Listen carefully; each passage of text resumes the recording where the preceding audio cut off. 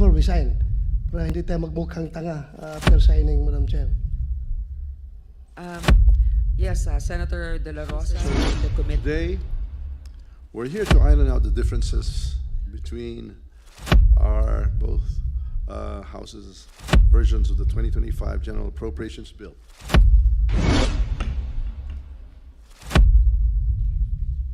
First and foremost, I would like to acknowledge and greet our counterparts from the House of Representatives, especially to to the Speaker of the House, and also our counterpart, Congressman Zaldico, and the House leadership. On the part of the Senate, let me state for the record the members of the Senate panel: Senator Cynthia A. Villar, Senator Ronald Bato de la Rosa, Senator Pia S. Cayetano, Senator Win Gatchalian, Senator Christopher Lawrence Bongo, Senator Lauren Legarda, Senator Amy Marcos, Senator Joel Villanueva, Senator Juan Miguel F. Zubiri, Deputy Majority Leader Senator Joseph J.V. Victor Ejercito, Deputy Majority Leader Senator Mark A. Villar, Deputy Minority Leader Risa Hontiveros, Majority Leader Senator Francis Tolentino, Minority Leader Senator Aquilino Coco Pimentel, Senate President Pro Temp Senator Jinggoy Estrada, Senate President Francis Cheese Escudero, and yours, Senator Grace Poe. The Chair would like to acknowledge the presence of the Speaker of the House of Representatives, Honorable Ferdinand Martin G. Romualdez, and the House members of the House panel. Senior Deputy Speaker Aurelio Dong D. Gonzalez Jr., Deputy Speaker David J.J. C. Suarez, Majority Leader Manuel Jose Manix M. Dalipe, Deputy Majority Leader Jude A. Asidre, Deputy Majority Leader Neptali M. Gonzalez, Senior Vice Chair Stella Luz A. Kimbo, Vice Chair Jose Joboy S. Aquino, Vice Chair Raul Angelo Gil Bongalon, Honorable Romeo M. Acop, Honorable Leandro Jesus F. Madrona, Honorable Michael John R. Duabit, and Minority Leader Marcelo C. Libanan. Marcelino.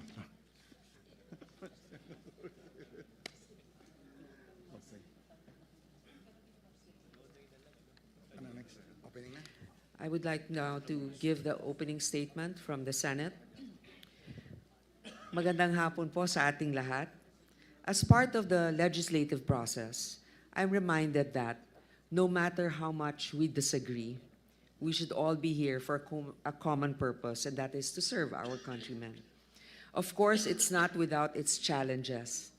Lahat gustong makuha ang pinakamataas na marka para sa kanilang sektor, pero kailangan din nating tiyakin na sapat para matugunan ang mga tunay na pangangailangan ng bansa. Today, we will make those tough decisions. But let's not forget, this is also a time for cooperation and compromise. Lahat tayo ay kumakatawan sa iba't ibang pananaw, interes at mga nasasakupan. But let our differences become our strength. Let's use them to create a budget that's balanced, equitable, and pro-people. My only plea is for us conferees not to take ourselves too seriously. Kung sobrang init na ang diskusyon, baka kailangan natin mag-coffee break to settle our differences, if and when it comes to that. Lastly, I want to thank everyone here, from the members of both chambers to our hardworking staff who have been burning the midnight oil to get us to this point. Your dedication and professionalism keep this process running. And to our colleagues on the other side of the table, let me say this: kahit minsan magkaiba tayo ng opinion, I have nothing but respect also for the work that you have done for us to reach this day. Mukhang marami pa tayong trabaho, pero malapit na rin ang Pasko. So, let's get to it. Let's debate. Let's deliberate and decide, but always keeping in mind the millions of Filipinos counting on us to get this right. Maraming salamat po. On us to get this right. Maraming salamat po. Distinguished colleagues, esteemed members of the House and the Senate, magandang hapon po sa inyong lahat. It's an honor to solemn and solemn responsibility to stand before you today as chairman of the House contingent in the Bicameral Conference Committee. We are here to deliberate on the disagreeing provisions of House Bill number 10800 or the 2025 General Appropriations Bill. This budget is the lifeblood of our nation. It enables the government to operate effectively and deliver essential services to the Filipino people. It also guarantees that last year's progress will continue as envisioned in the administration's 8-point socio-economic agenda to bring down the poverty rate to a single digit and elevate the country's status as an upper middle income economy. The official poverty statistics for 2023 show a compelling narrative of progress. Poverty incidence has fallen to 15.5%, a significant improvement from 18.1% in 2021. This means 2.45 million Filipinos were lifted out of poverty in the last 2 years.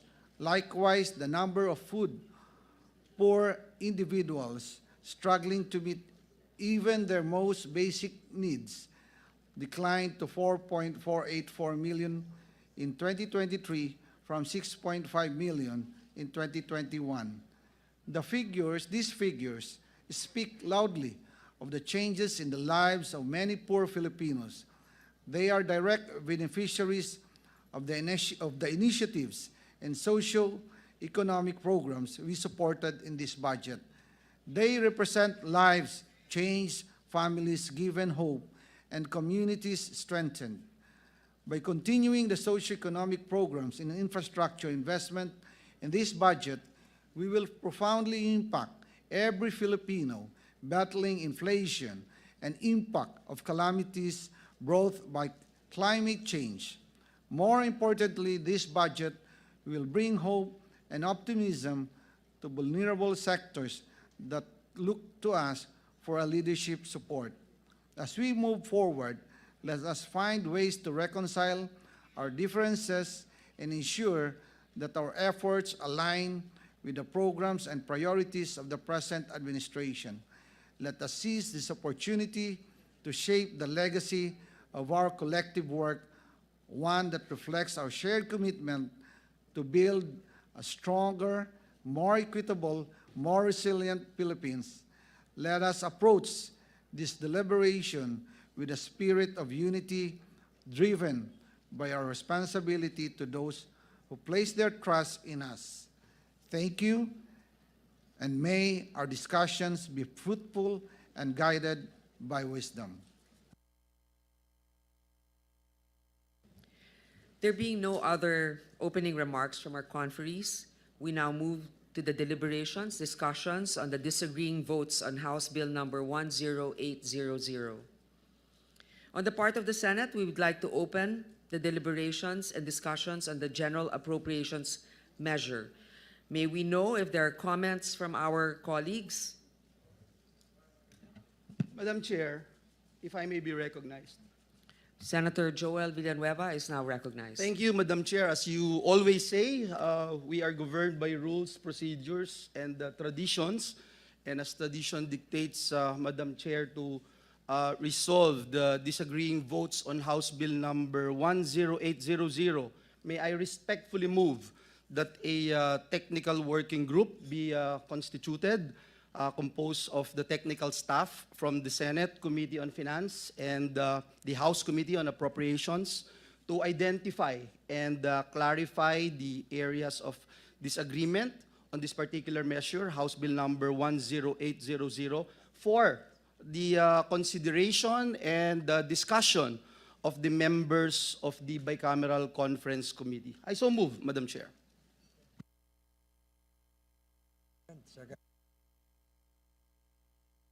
I second. Senator Tolentino seconds the motion. There's a motion which was duly seconded. There being no objection, the motion is approved on the part of the Senate. On the part of the House, is there any motion?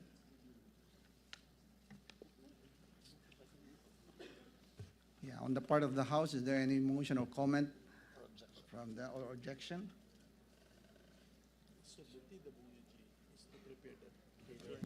Okay. On the part of the House, we join the Senate to open the deliberations and discussions on the general appropriations measure. May we know if there are comments for our colleagues?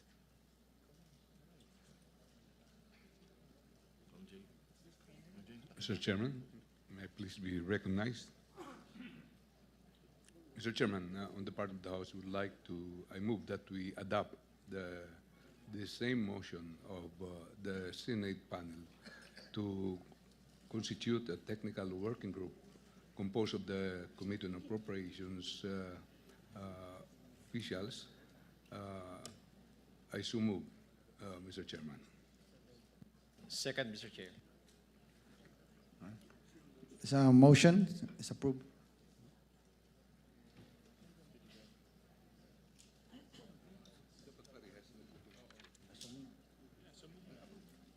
So there's a motion which was duly seconded. There being no objection, the motion is approved. Thank you very much, Your Honor, our dear colleagues, for the trust you have placed in Chairman Ko and myself. We will make every effort to fulfill our responsibilities to the best of our ability.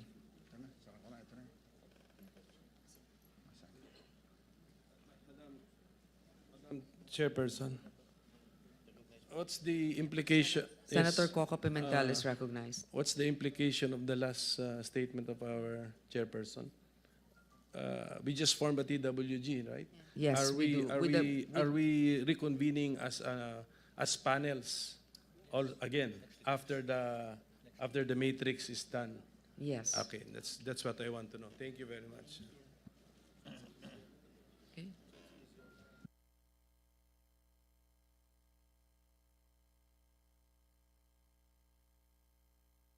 Madam Chair. Senator Risa is recognized. Salamat, Madam Chair. Dagdag po dun sa kinlarify ni Minority Leader of the Senate. So, ibig pong sabihin, pagkatapos buuin ng Joint Technical Working Group natin ng House, ay pag-aaralan ulit natin full panel to full panel yung disagreeing provisions. Tama po ba, Madam Chair? Yes, there are Alright, salamat just a po. few disagreeing provisions, and it's good that we can work it together with the technical working group. Salamat po, Madam Chair. Okay? Madam Chair? Senator Madam Bato Chair. de la Rosa is recognized. Yes, thank you, Madam Chair. May I respectfully manifest that after this, before we sign the BICAM report, please give us enough time to read over again and check for everything, Madam Chair, before we sign. Para hindi tayo magmukhang tanga after signing, Madam Chair. Yes, Senator de la Rosa, this has been the commitment of your Chairman of Finance as well as our Senate President. So you will be given, all of us will be given ample time to review the final version before we sign. Thank you, Madam Chair.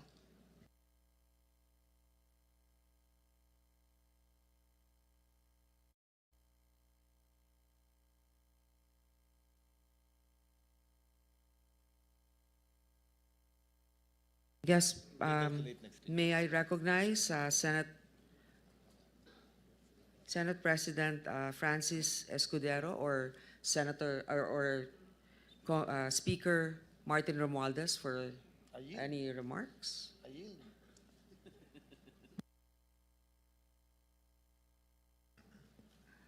We are deeply honored to be graced by the presence of our distinguished Speaker of the House of Representatives, the Honorable Ferdinand Martin G. Romualdez. His steadfast leadership and unwavering commitment to the principles of good governance have guided us in our collective mission to serve the Filipino people.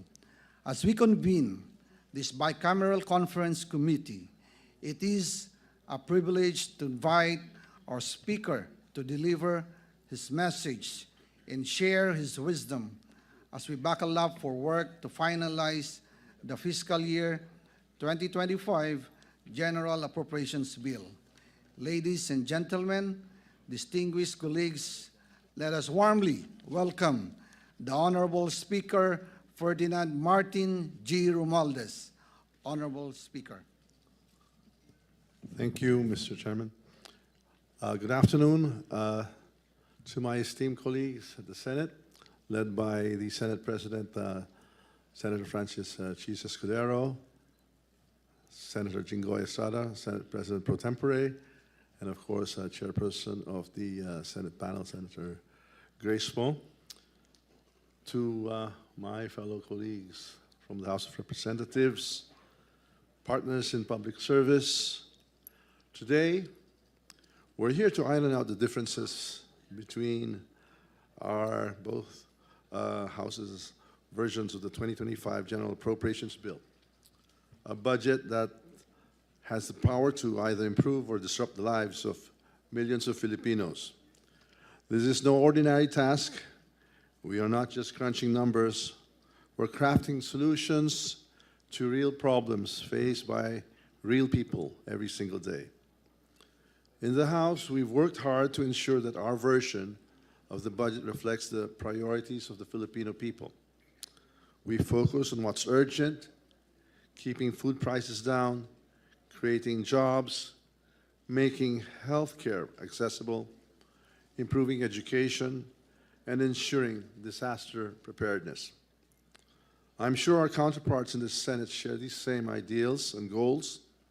So now it's up to us in this BICAM to bridge the gaps, not just between the House and the Senate, but more importantly, between our people need, what our people need and what we can deliver. This is where we prove that we're capable of working together, not just as representatives of our respective chambers, but as leaders who genuinely care about the future of our country. We may have different approaches, but the outcome must be the same. A budget that works for everyone, from farmers in the rural provinces to workers in the urban centers, from small business owners to young students dreaming of a better life. Let's keep things practical and straightforward. We don't need to overcomplicate this. Let's focus on what will make the biggest difference for the Filipino people. The programs that matter, the services that they rely on, and the investments that will move this country forward. Those should be non-negotiable. We're all here because we've been trusted with a responsibility. Let's live up to that trust. Let's have honest, productive discussions. Let's find the common ground that puts the people first. We owe it to every Filipino who wakes up every day trying to make ends meet, hoping that their government has their back. Let's give them a budget that says, yes, we hear you. Yes, we care, and we're doing something about it. I know we can get this done, and I know we can do it right. So let's get to work. Thank you, and good day. I would like to recognize our Senate President, Senator Chis Escudero, to give his closing remarks. Speaker Martin, Senate President Pro Tem Jinggoy, Majority Leader Francis, and Chairman Grace, and members of the Senate panel, Chairperson Zaldi, and members of the House panel, Majority Leader Manix, isa po maganda at pinagpalang hapon sa ating lahat. It has been said, governance is about allocating scarce resources. If we are able to allocate scarce resources, then that means we govern properly. Ito marahil ang dahilan kung bakit sinasabi nila na ang pinakamahalaga at importanteng panukalang batas na pinapasa ng anumang Kongreso ay ang taunang budget para sa darating na taon. Ito na rin ang pinakakomplikado sigurong piraso ng lehislasyon na ipapasa ng Kongreso kumpara sa mga ibang lehislasyon na pinasa natin sa mga nagdaang panahon. Komplikado dahil mahaba, malaking mga halaga ang pinag-uusapan, detalyado kung saan ilalagay ang pondo at kaban ng bayan sa iba't ibang proyekto para sa iba't ibang sektor at para sa iba't ibang parte ng ating bansa. Mahaba o komplikado man, trabahong dapat gampanan ng Kongreso at ginagampanan kada taon. Aming sinabi, bubuksan namin palagi ito sa parte ng Senado at sa parte ng Kamara upang busisiin at makita ng taong bayan kung paano nga ba ito ginagawa. Hiling namin dun sa mga interesado talaga na maging matyaga, na tingnan at suriin ang mga datos. Hindi birong basahin yung 5 volume ng budget para sa parte ng mga chairman at vice chairman na nagbalangkas ng mga bersyon ng Kamara at ng Senado. Pero sa panig ng Bicameral Conference Committee, mas komplikado yun. Dahil kailangan nilang pagtugmain yung magkakaibang mga halaga na nilagay, nilipat at kinuha mula sa iba't ibang item sa panukalang budget na isinumite ng executive branch.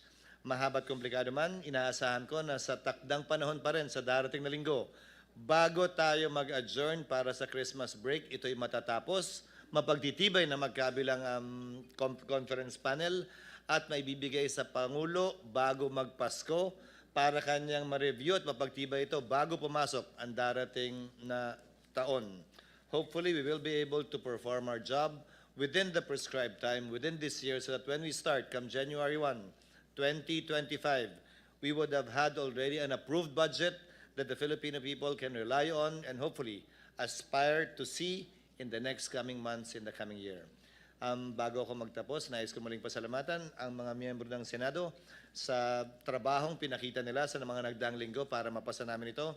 At gayon din, ang aming mga kasamahan sa Kamara sa mas mahabang oras na ginugol nila dahil mas marami kayo para mapagtibay ito sa parte at panig naman ng Kamara.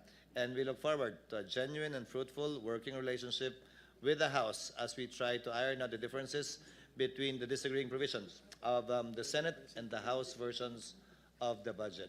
Maraming salamat, Madam Chairman. Maraming salamat, Ginoong Speaker. Thank you. With the closing remarks, on the part of the Senate, this bicameral conference committee meeting is hereby suspended.